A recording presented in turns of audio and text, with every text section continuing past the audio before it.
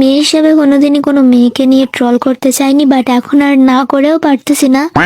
মানে 2026 সালে এসেও যদি এদের মনের মধ্যে এইসব চলে তাহলে এরা তো জীবনে কিছু করতেই পারবে না ভাই। এরা কারা?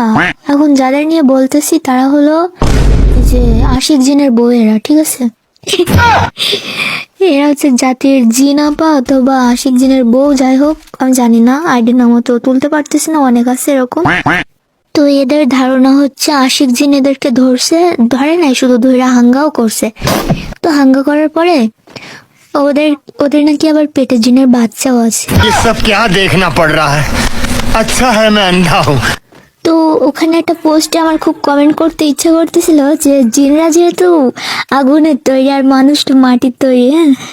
তো ওখানে একটা আপু কমেন্ট করে দিয়েছে, কমেন্টে তোমরা দেখো, আমি মুখে বলবো না।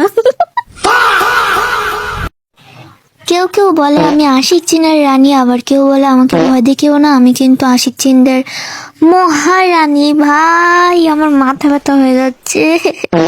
আবার কেউ কেউ আছে যারা চেষ্টাও করে।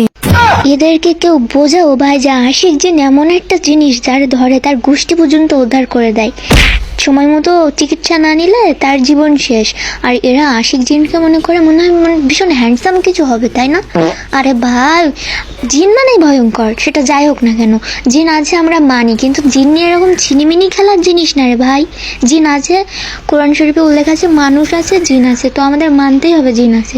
কিন্তু জিনদের রুচি এত খারাপ না যে তোমাদের সাথে এসে সংসার লাগাবে, বুঝতে পারছো?